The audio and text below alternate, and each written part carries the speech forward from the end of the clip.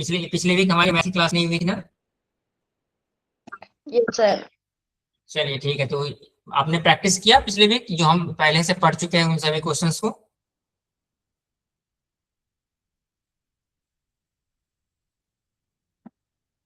अच्छा, मेरी आवाज क्लियर है? Yes sir. Okay okay, so just I will share the screen now.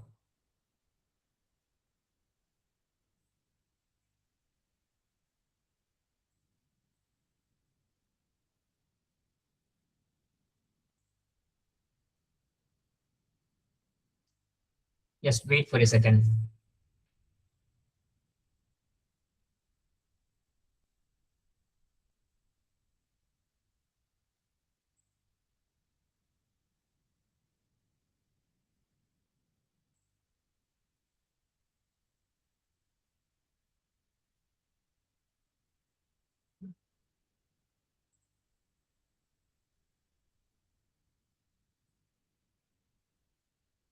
Okay, so is my screen visible to you all?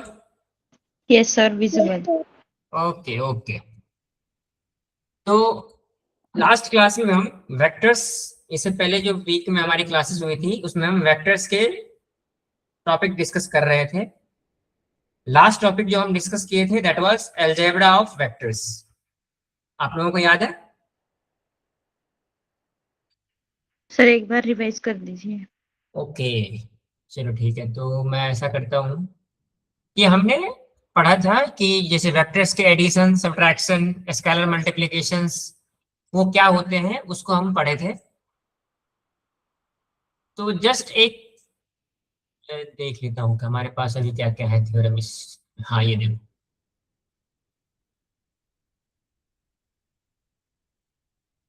चलो एक simple revision हम कर लेते हैं कि वेक्टर्स के एडिशंस के लिए हमने क्या पढ़ा था। Suppose we have two vectors A and b, तो दो वेक्टर्स के एडिशंस के लिए हमने दो लॉ पढ़े थे। फर्स्ट लॉ वाज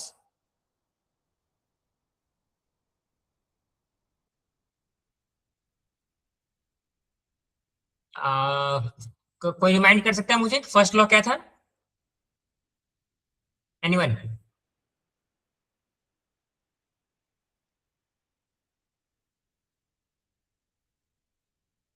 कुछ याद आ रहा है आप लोगों को? First was parallelogram law, parallelogram law of addition.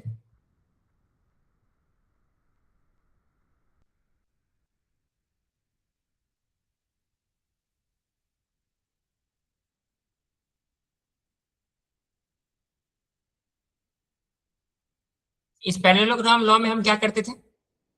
Suppose we have two vectors, suppose this is one vector a and this is another vector b.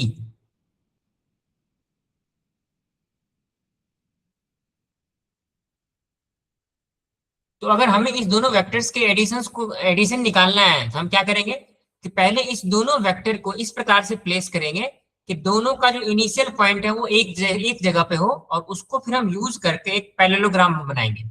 वो कुछ इस प्रकार से होगा, जैसे मान लो this is vector A and this is vector B, this is vector A and this is vector B. अब हम क्या करेंगे कि इसको यूज करते हुए, इस दोनों वेक्टर्स को यूज करते हुए एक पैरेललोग्राम बनाएंगे that is this is like this.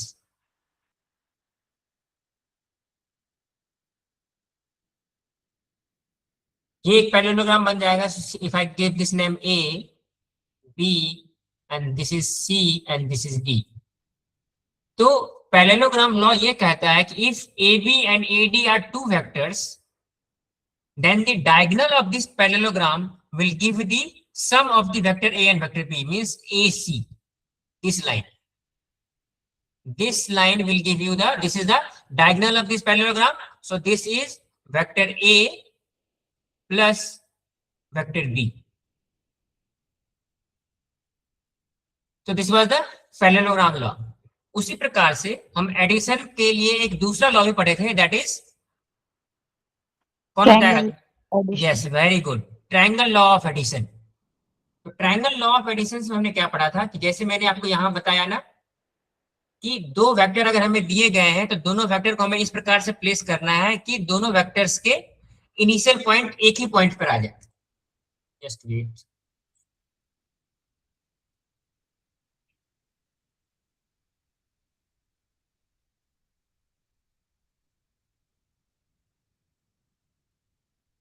Yes.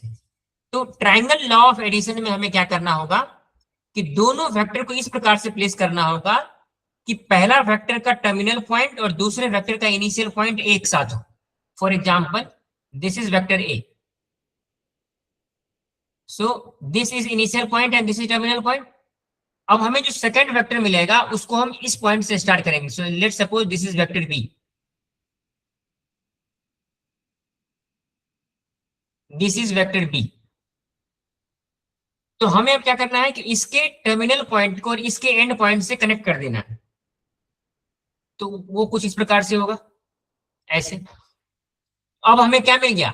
Now we have got a triangle that is A. If I give the name of this end point of the triangle, this is B and this is C. So if A is a vector, B is a vector, then AC in this direction, AC will give vector A plus vector B.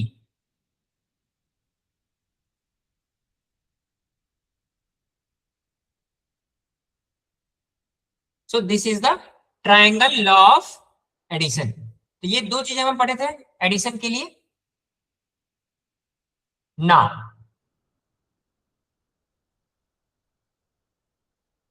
Subtraction के लिए आप लोगों में इसको बताया मुझे, subtraction के लिए हम लोग क्या लॉ पढ़ा था? Subtraction of two vectors. हाँ, उसमें हम क्या कर रहे थे? सब्ट्रैक्शन ऑफ टू वेक्टर निकालने के लिए हम क्या कर रहे थे? जस्ट आप लोग मुझे कोई भी बताइए, क्योंकि हम ये सब डिस्कस कर चुके हैं। आई वांट कि आप लोग अपनी कॉपी में से देख के मुझे बताइए। The direction is opposite. Yes, very good. तो हम क्या करते थे? सेकंड वेक्टर जो सब्ट्रैक्ट करना है ना, उसके अपोजिट डायरेक्शन को लेके हम फिर उस दोनों वेक्टर्स को ऐड कर देते थे। तो हम इसको कहते हैं subtraction of Two vectors. Yes. और उसी प्रकार से सब उससे पहले वाला टॉपिक हम पढ़े थे स्केलर लॉ। तो ऐसा हम करते हैं कि आगे की टॉपिक डिस्कस करते हैं, इससे हमें और क्लियर मालूम चल जाएगा कि हमें कहाँ कहाँ पे अलजेब्रा ऑफ वेक्टर्स को यूज करना है। ठीक है? सर स्क्रीन नहीं दिख रही सर है। आपकी स्क्रीन नहीं दिख रही है। Okay okay, just wait.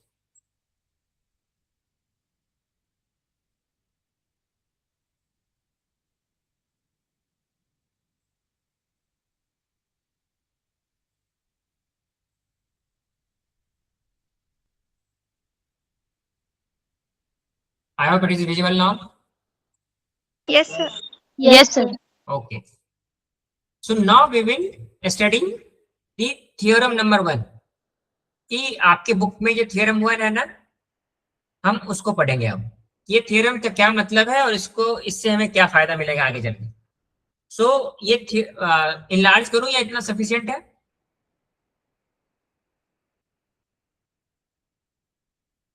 Yes, sir. Okay.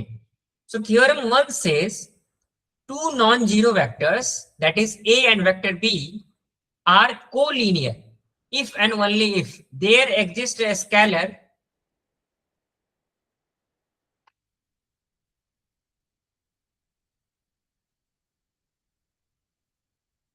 m and n, and at least one of them is non-zero, such that ma plus nb equals to 0. Sir आपकी स्क्रीन नहीं दिखाई दे रही। Oh.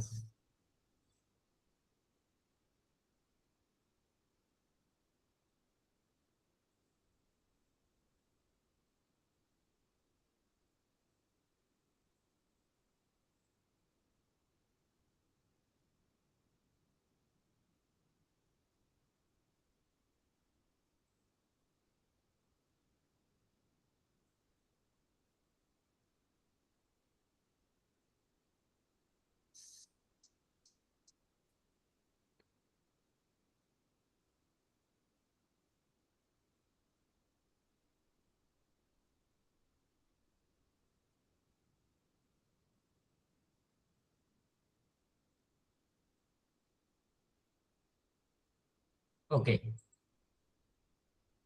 स्क्रीन दिखाई दे रही है? Yes, sir. तो सबसे पहले आप मुझे ये बताइए कि आपके जो इस थ्योरम में है कोलिनियर, कोलिनियर का मतलब आप क्या समझते हैं? एनीवन? कि कोलिनियर का मतलब क्या है? चल ठीक है, एक हम नॉर्मल समझते हैं कि अगर इफ आई से 3 पॉइंट्स आर कोलिनियर, इसका क्या मतलब है? So एक ही पैरेलल में। कोलिनियर का मतलब होता है एक ही लाइन में। फॉर एग्जाम्पल, कि जैसे मैं बोलूं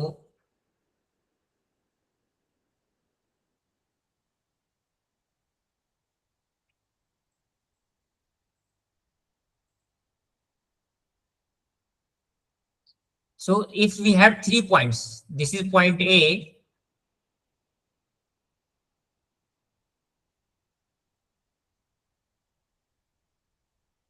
and this is point, suppose this is point B, and if I take anywhere point C.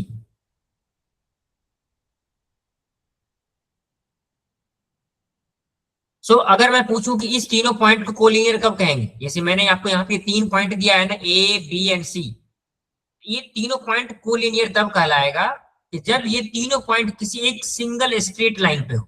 अगर ये तीनों पॉइंट यहाँ पे आ गया ना, if this is A, this is B, and this is C, then we can say that these 3 points are collinear.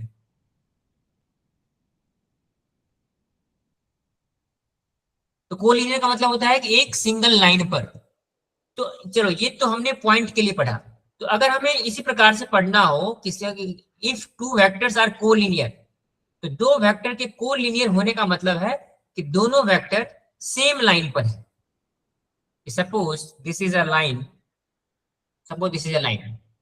सो अगर कोई एक वेक्टर ऐसा है कि मान लो इसके पैरेलल कोई वेक्टर मैं ड्रॉ करूं like this, so this is vector A, and if I draw any other vector like this,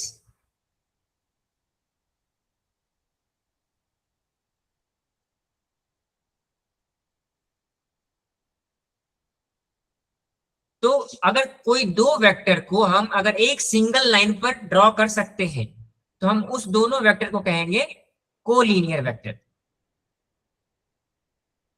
तो उसके लिए कंडीशंस क्या होंगे देखो।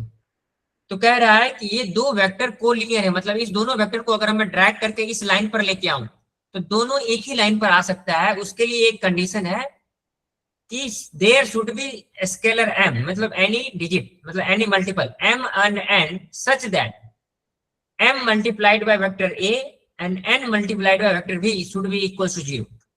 तो कोई भी एक m और n ऐसा मिलना चाहिए जो इस कंडीशन को सेटिस्फाई करे, तभी जाके हम कह सकते हैं कि the 2 given vectors are collinear. तो अब देखो इसको हम प्रूफ कैसे करेंगे। तो हम पहले मान लेते हैं कि suppose that a and b are collinear. हम मान लेते हैं कि 2 वेक्टर हमें दिए गए हैं that they are collinear. So there exist t such that a is equals to t into b dash. अब ये चीज हम इससे पहले पढ़ चुके हैं। अगर कोई 2 वेक्टर कोलिनियर है तो इस दोनों वेक्टर के लिए ये कंडीशन सेटिस्फाई होनी चाहिए कि any vector should be scalar multiple of second vector, then only this vector can be collinear. अब देखो वो कैसे, कि अगर ये वेक्टर इस लाइन पर है और दूसरा वेक्टर भी इसी लाइन पे है इस प्रकार से, तो होगा क्या कि सेम लाइन है, सेम डायरेक्शन है, तो सिंपली क्या डिफरेंस ऑफ मैग्नीट्यूड होगा कि magnitude of vector A and magnitude of vector b को हम को आपस में कोई एक मल्टीपल में लिख सकते हैं क्योंकि डायरेक्शन सेम है। तो 2 वेक्टर का जो मैग्नीट्यूड होगा हम एक दूसरे को कंपेयर करेंगे। तो हम इसलिए इससे पहले भी हम पढ़े हैं कि any 2 vector are collinear if and only if they satisfy this condition, that is vector a is equals to t times multiplied by vector b। अगर ये कंडीशन सेटिस्फाई कर रहा है तो हम यहां से इस प्रकार से लिख सकते हैं ना कि vector a is equals to t time vector b। तो इसको अगर इस इक्वेशन को हम सॉल्व करेंगे, इसको हम अगर इसको लेफ्ट हैंड साइड लेके आए तो this will become vector a minus t time vector b is equals to 0.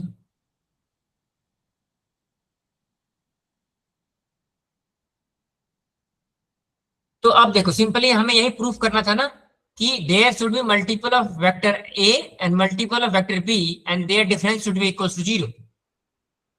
तो हम सिंपली यहाँ पे इस जगह पे अगर कुछ नहीं है तो 1 होगा, तो हम इसको इस फॉर्म में लिख सकते हैं ना, m इंटू ए प्लस, अब t को हम लेंगे n will be equals to suppose minus t. So we can get a scalar number n into vector b, and this will give us ma plus nb equals to 0, where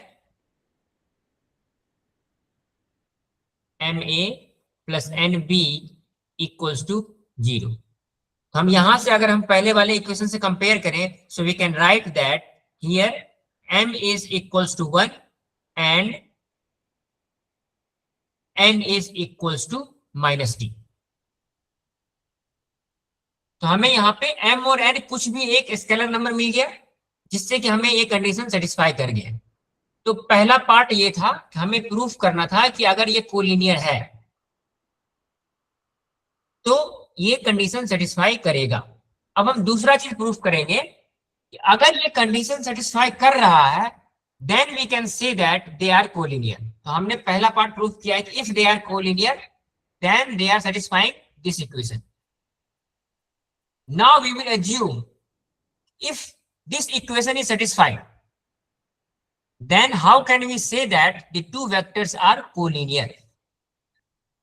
चलो हम इसको delete करते हैं.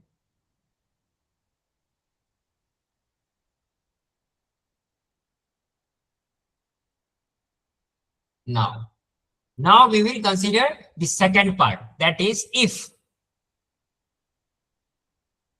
ma plus nb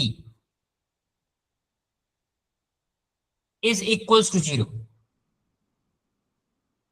If this condition satisfied, then we will prove that a and b are collinear. तो यहां से अगर मैं सिंपली इसको इस प्रकार से लिखूं कि वेक्टर ए को एक साइड रखूंगा और वेक्टर बी को मैं सेकंड साइड लेके चला जाऊंगा, तो हमें क्या मिल जाएगा, m a will be equals to minus of n B.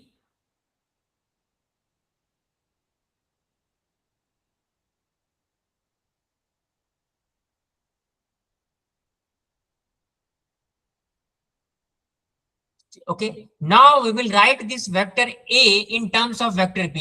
तो हम क्या करेंगे, इस m को राइट हैंड साइड लेके आएंगे या फिर हम क्या करेंगे, m से डिवाइड करेंगे दोनों तरफ. So we will get vector A is equals to minus n upon m. ये m इस साइड क्या हो जाएगा, डिवाइड हो जाएगा. So this we will get minus n upon m into b. अब देखो ये सेम उसी फॉर्म में आ गया ना कि मैंने आपको बताया कि कोई भी दो वेक्टर अगर एक दूसरे का स्केलर मल्टीपल है देन दे आर कोलिनियर. हम यहां से इसको लिख सकते हैं ना, vector A is equals to T into vector B, और यहां पर टी की वैल्यू क्या हो जाएगी, here T is equals to minus N upon M.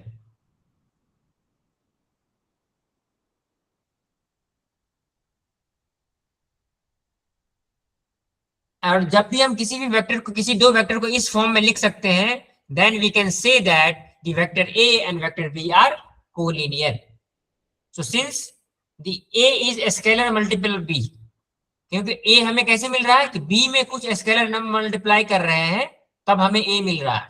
तो हम जब अलजेब्रा ऑफ वेक्टर्स पढ़ रहे थे तो मैंने आपको बताया था ना कि अगर किसी भी एक वेक्टर को दूसरे वेक्टर के स्केलर मल्टीपल में अगर हम लिख सकते हैं, then we can say that the two vectors are collinear. So from here we can write that the vector A is scalar multiple of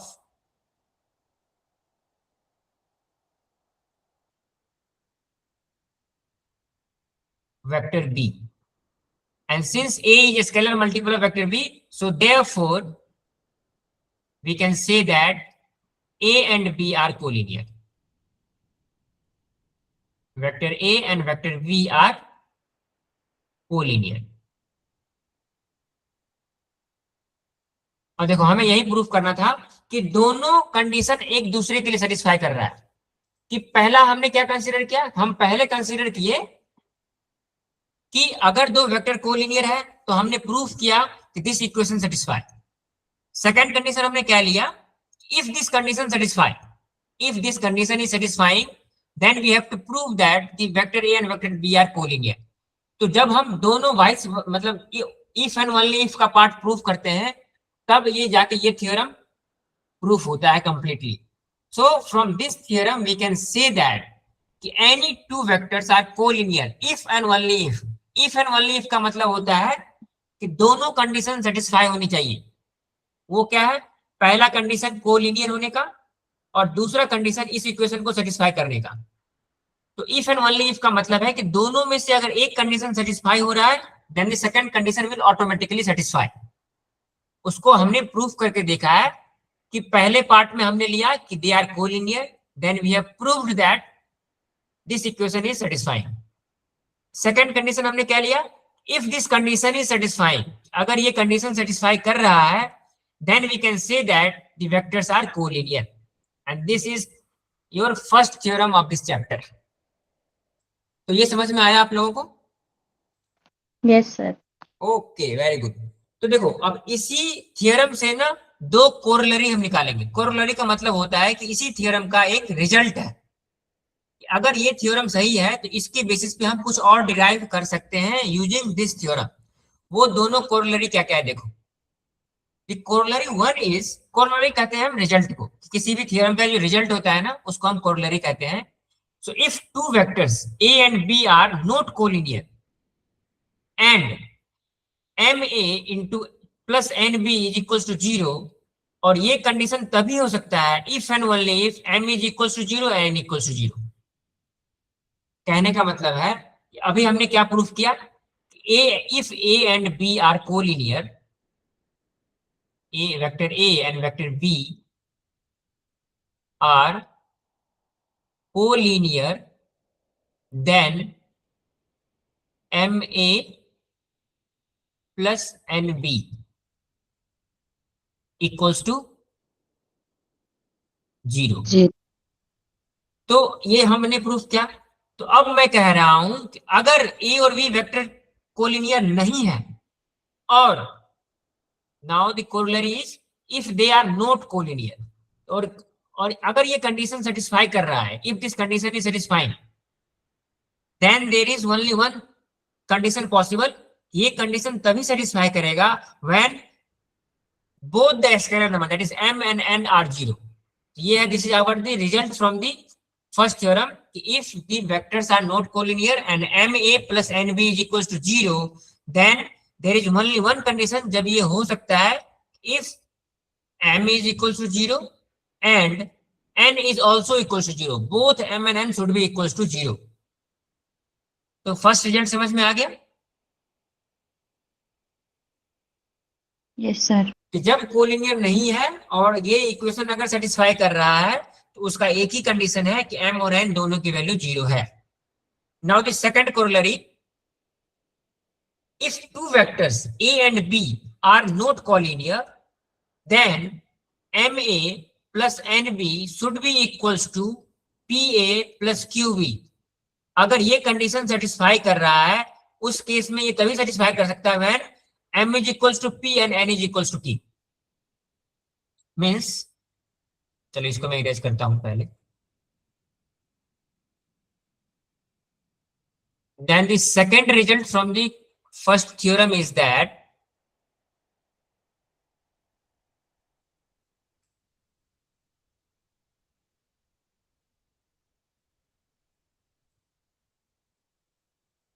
कि अगर वेक्टर कोलिनियर नहीं है then the scalar multiple MA plus NB is equals to PA plus QB, और ये condition तभी हो सकता है when M is equals to P and N is equals to Q।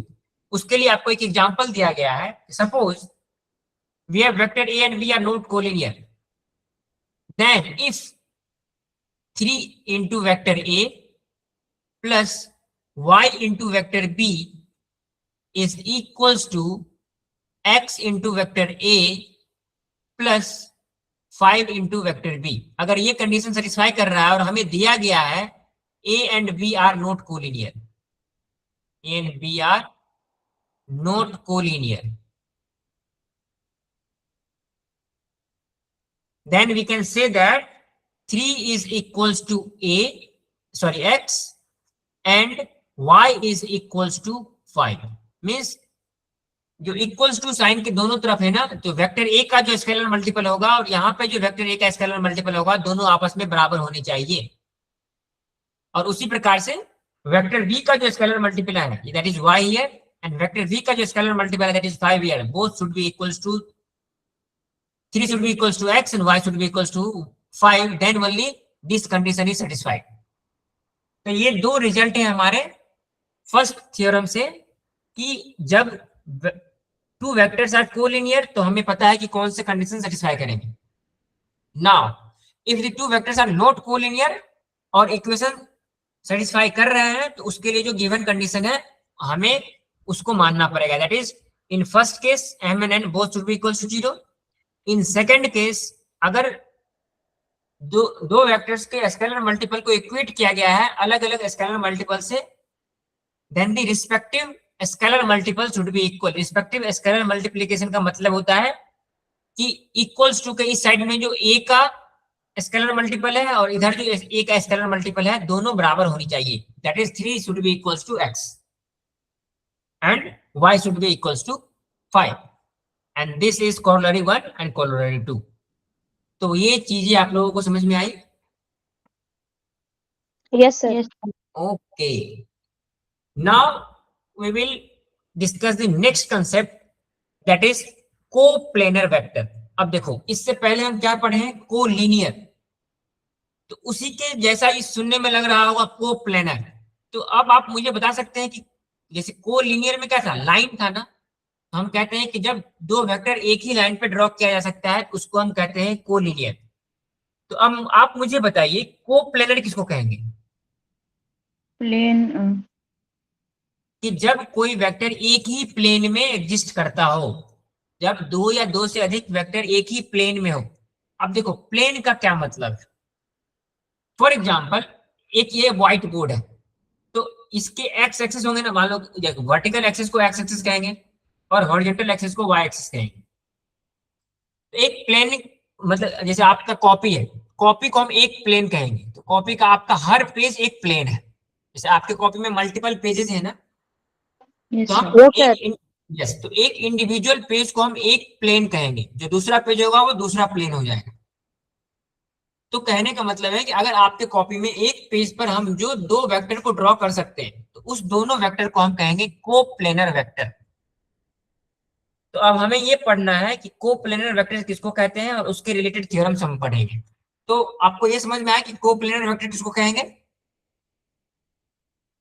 Yes, sir. जैसे ओके, चलो यहाँ मैं ड्रॉ करके आपको दिखाता हूँ।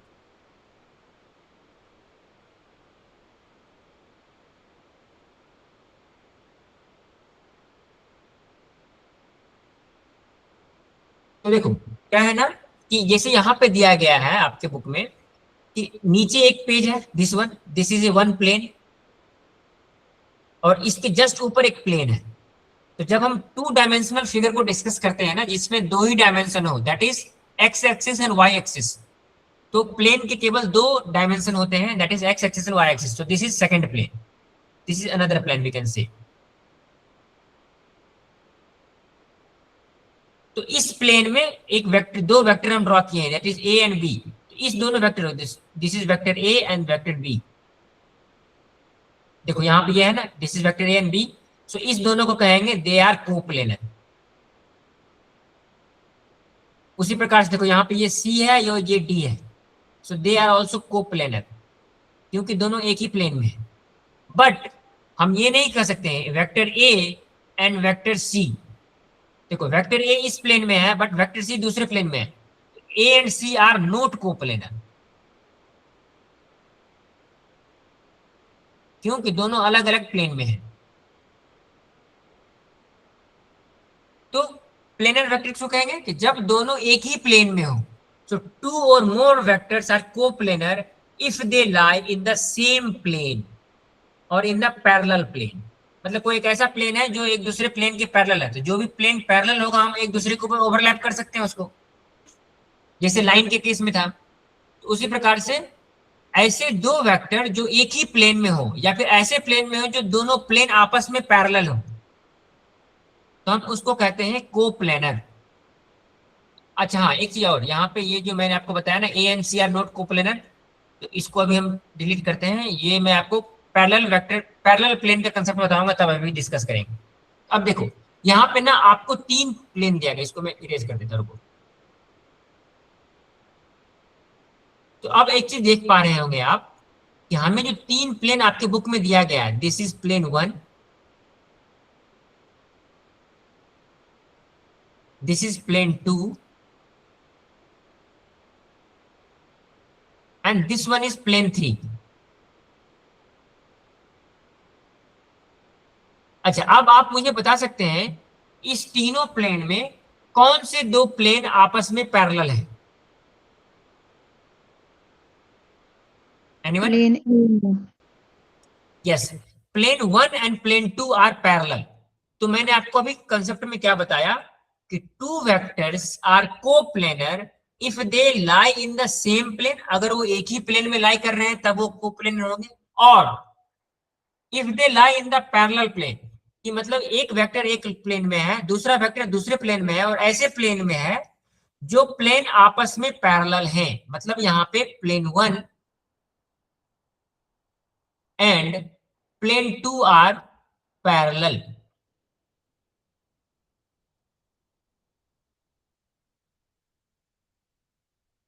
मतलब अगर आपके कॉपी के पेज को, 2 पेज को हम पैरेलली हॉरिजॉन्टली एक के ऊपर एक रख दें, तो क्या कहेंगे कि दोनों पेज आपस में पैरेलल है। लेकिन अगर एक पेज को खड़े करके रखें और एक पेज को लेटा कर रखें, तो वो दोनों प्लेन आपस में पैरेलल नहीं होगा। तो जो 2 प्लेन आपस में पैरेलल हैं, इस दोनों के ऊपर अगर हम किसी वेक्टर को ड्रॉ करते हैं, then we can say that the vectors are coplanar. इस केस में क्या है, देखो प्लेन ए में क्या है, वेक्टर ए और वेक्टर बी, तो ये दोनों को आपस में हम कह सकते हैं A and B are coplanar.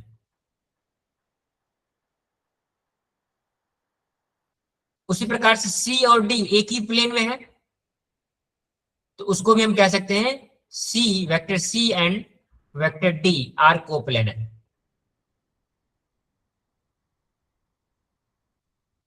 अब देखो वेक्टर ए प्लेन 1 में है और वेक्टर सी प्लेन 2 में है, लेकिन अब मैंने क्या बताया कि अगर 2 प्लेन आपस में पैरेलल हैं, तो उस दोनों प्लेन में कोई भी 2 वेक्टर को अगर हम कंसीडर करेंगे, दे विल बी कोप्लेनर।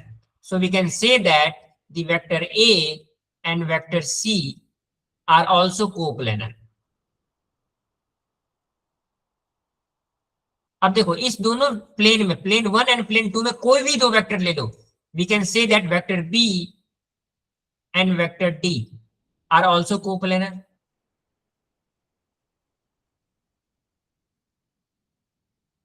लेकिन अब देखो थर्ड प्लेन में एक वेक्टर ई है, हियर इज वेक्टर ई। तो अब अगर हम किसी भी 2 वेक्टर को कंसीडर करें, दैट इज ए ई या फिर बी ई या फिर D E, so if I से the vector A and vector E, अब देखो ये दोनों वेक्टर जो है वो दोनों अलग अलग प्लेन में हैं और दोनों प्लेन आपस में पैरेलल नहीं है। So we can say that the vector A and vector E are not coplanar.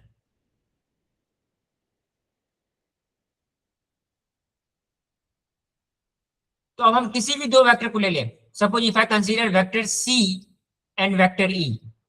अब बताओ कि वेक्टर सी और वेक्टर ई कोप्लेनर होगा या नहीं? नहीं होगा। क्यों नहीं होगा? नहीं होगा सर। क्यों नहीं होगा?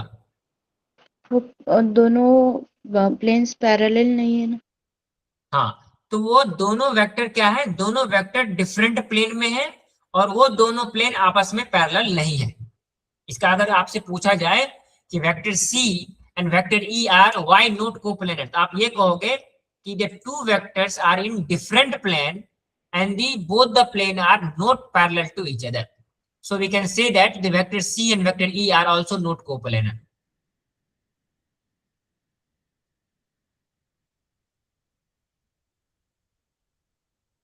चलो, if I ask you the vector b and vector e, then vector b and vector e coplanar है या नहीं? No sir. नो। अगेन वही नहीं केस sir. है कि वेक्टर बी और ई दोनों डिफरेंट प्लेन में है और दोनों प्लेन आपस में पैरेलल भी नहीं है, so they are also not coplanar.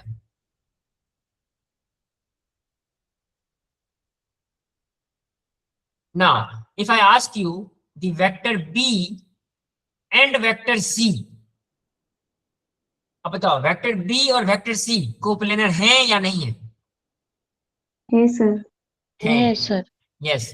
तो देखो यहाँ पे हम ये तो देख रहे हैं कि बी और सी जो है वो दोनों अलग अलग प्लेन में है, लेकिन दोनों जिस दो प्लेन में है वो दोनों प्लेन आपस में पैरेलल है। तो दो चीज मैंने बताया कि या तो एक ही प्लेन में हो, या अगर डिफरेंट प्लेन में है और दोनों प्लेन आपस में पैरेलल है, then we can say that the vectors are coplanar. So here B and C are coplanar.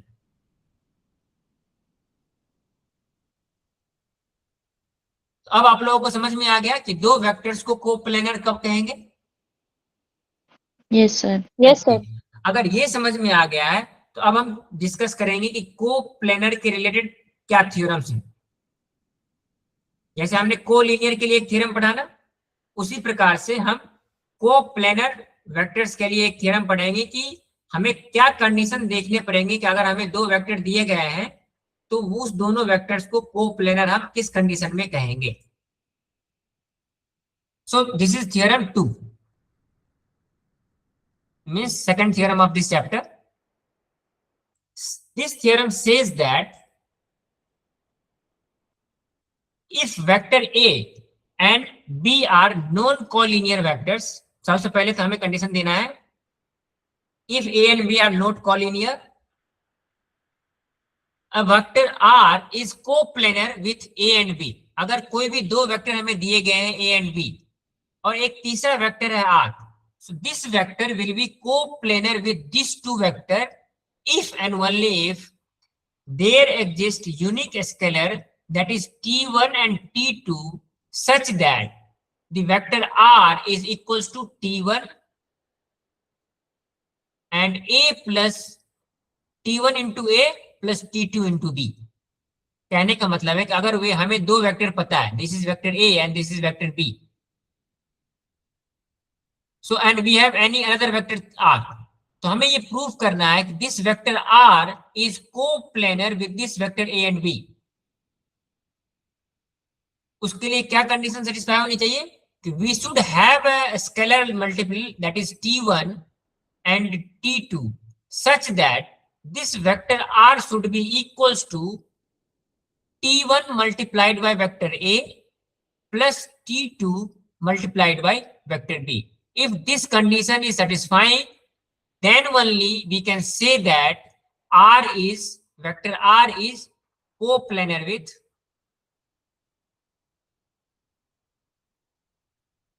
vector R is coplanar with A and B, and this is theorem number 2। तो पहले theorem का statement समझ में आया आप लोगों को कि थ्योरम का स्टेटमेंट क्या है? Yes sir.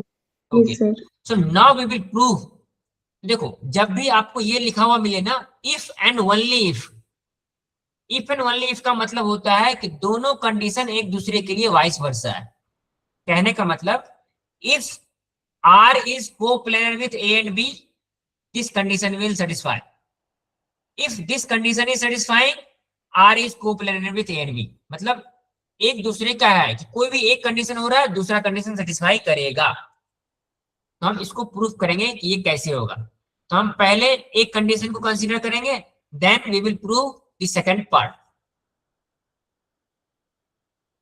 So the first condition is कि पहले हम ये मान लेते हैं कि the vector R is coplanar with A and B. So we will first consider R is coplanar with A and B, और इसको कंसीडर करने पे हम प्रूफ करेंगे कि this equation satisfies. So now we will consider the vector R is coplanar with vector A and vector B. तो अगर हमने ये कंसीडर किया है, so we have considered this. किसी भी थ्योरम को इस प्रकार हम प्रूव करते हैं. हम क्या करते हैं कि किसी एक चीज को कंसीडर करते हैं. So we have considered this part. हमें प्रूफ क्या करना है? हमें क्या प्रूफ करना है? Vector R should be equals to T1 into vector A plus T2 into vector B. हमें ये प्रूफ करना है. पहले हमने ये कंसीडर किया, ये प्रूफ करेंगे. उसके बाद क्या करेंगे? इसको कंसीडर करेंगे और सेकंड पार्ट को प्रूफ करेंगे. तो अभी हम इसको प्रूफ करते हैं. देखो कैसे.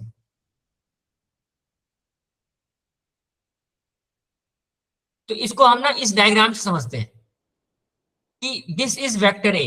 So the point O and point A represents the vector A. So that is, let vector A be along the OA and the vector B be along the OB. So this line denotes the vector B and this line denotes the vector A. और हमें क्या proof करना है? Vector R ना. So given a vector R with initial point at O, तो हम क्या करेंगे कि जो एक वेक्टर R लेंगे उसको भी एक इनिशियल पॉइंट उसका सेम रखेंगे. And this OP we will draw a vector from initial point O and P, and this we will name it as a vector R. अब देखो, अब इसको यूज करके हम एक पैरेललोग्राम बनाएंगे. So draw a line parallel to OB. This is point. चलो मैं इसको ना अलग से ड्रॉ करके दिखाता हूं आपको. So we have considered this one. This is point O and this is point A. तो इस वेक्टर के अलॉन्ग हमारा वेक्टर A है. किस पॉइंट पर? मान लो यहां से जो मैग्नीट्यूड है यहां तक है, हम इसका नाम M दे देते हैं. हम क्या करेंगे? वेक्टर B को इसी इनिशियल पॉइंट से ड्रॉ करेंगे लाइक दिस. एक लाइन डायरेक्शन ड्रॉ कर रहे हैं जिस डायरेक्शन में वेक्टर B है. So we will give this point name as B, and जो मैग्नीट्यूड है वेक्टर का दैट इज N. मतलब यहां से यहां तक वेक्टर B है और यहां से यहां तक वेक्टर A है. Now what we will do, we will draw a vector with the same initial point. चलो कलर चेंज करके मैं दिखाता हूं. So now we will draw a vector from same initial point like this, and we will give this point name as P. अब देखो, अब आपको क्या कहा जा रहा है कि हम यहाँ पे अब यूज करेंगे पैरेललोग्राम लॉ. तो वो कैसे? Draw a line parallel to OB. अब देखो, this is OB, this point is O and this point is B. तो हम क्या करेंगे? एक लाइन ड्रॉ करेंगे which is parallel to this one. वो इस प्रकार से कुछ होगा.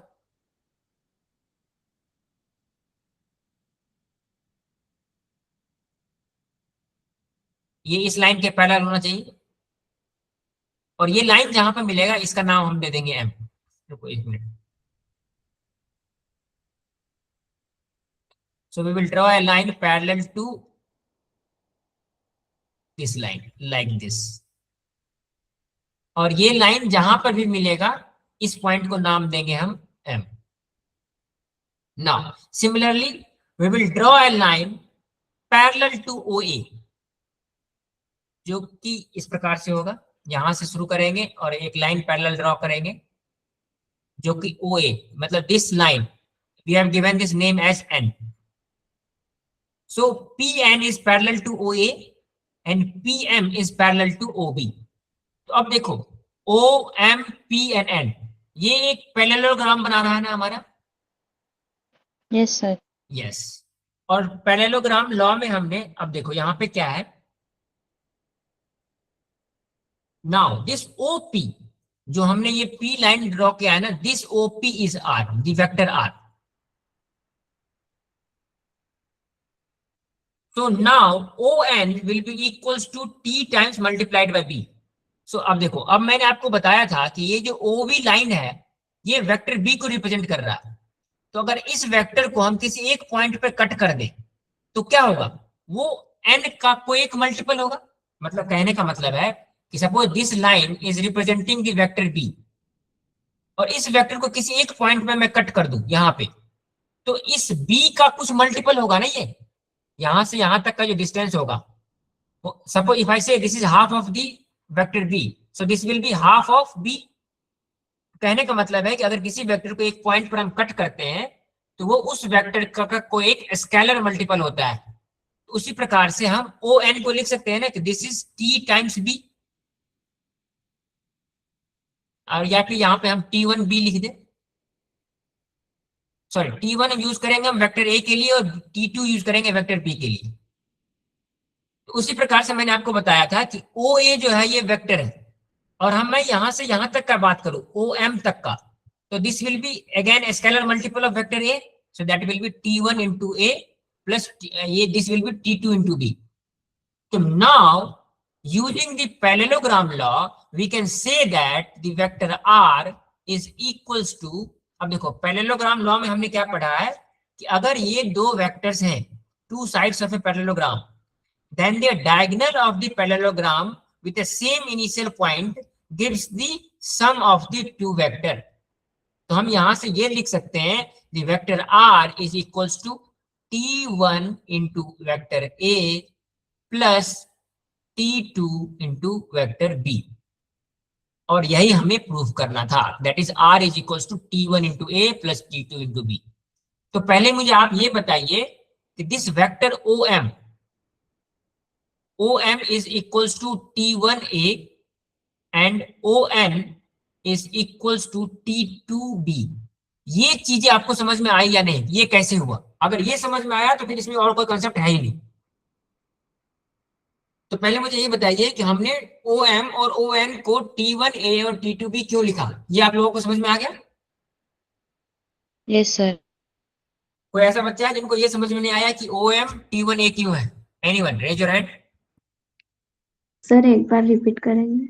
चलिए मैं आपको रिपीट करके बताता हूं कि देखो, अगर कोई भी एक line, suppose this line is representing a vector, ठीक है, और इस लाइन को किसी भी एक पॉइंट पर मैं कट कर दूं और मैं कहूं कि now this is the magnitude of vector. Initially suppose this is point A और ये इंफिनिटी तक जा रहा है और एक पॉइंट पर मैं कट कर दे रहा हूं, दिस इज ए वेक्टर. तो किसी भी हाँ, एक और चीज मैं बताता हूं कि अभी हम थ्योरम पढ़े थे, अगर कोई दो वेक्टर कोलिनियर है तो दोनों वेक्टर को हम एक स्केलर मल्टीपल के फॉर्म में लिख सकते हैं ना, that is a is equals to T times b. तो अब सिंपल एक ऐसा हम मान लेते हैं कि यहां से यहां तक एक वेक्टर था ए और यहां से यहां तक एक दूसरा vector, this is suppose A dash. तो हम इसको लिख सकते हैं ना, A dash is equals to T times ए.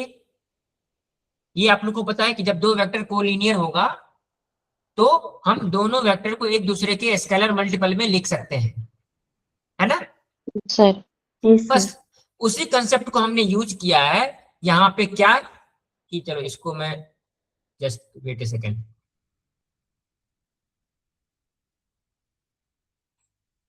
तो अब मैंने आपको क्या बोला कि this is point O and this is point A.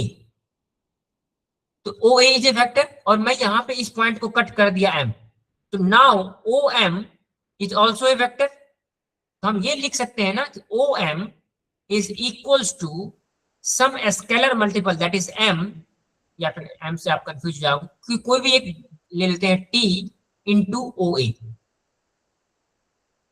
है ना, T into OA. Yes sir. तो उसी प्रकार से हम यहाँ पे लिखे हैं कि OA इज वेक्टर A, ये शुरू में मैंने आपको बताया OA is vector A and T is multiplied scalar number, so where therefore we can write that OM is equal to T times A and similarly ON is equals to T2 times B. और अगर हमें O M और O N मालूम चल गया है तो हम ये पैरेललोग्राम ड्रॉ करने के बाद हम लिख सकते हैं कि r is equals to O M plus O N. Here we can write ना the vector r is equals to O M plus O N, and O M is vector t1 into vector a plus o n is t2 into vector b. और यही हमें theorem में proof करना था कि r vector r should be equals to t1 into a dash plus t2 into b dash. इसका second part हम अगली क्लास में प्रूफ करेंगे कि अगर ये कंडीशन सेटिस्फाई कर रहा है then we will prove that r is coplanar in the next class. ठीक है? Yes, sir. Okay, तो sir. आप लोग इसके सेकंड पार्ट के प्रूफ को पढ़कर आएंगे अगली क्लास में. ठीक है? Okay, sir. Yes, sir. Okay. Yes, sir. तो थैंक यू एवरीवन. आज की क्लास के लिए इतना ही. We will meet in the next class. So you have the another class now.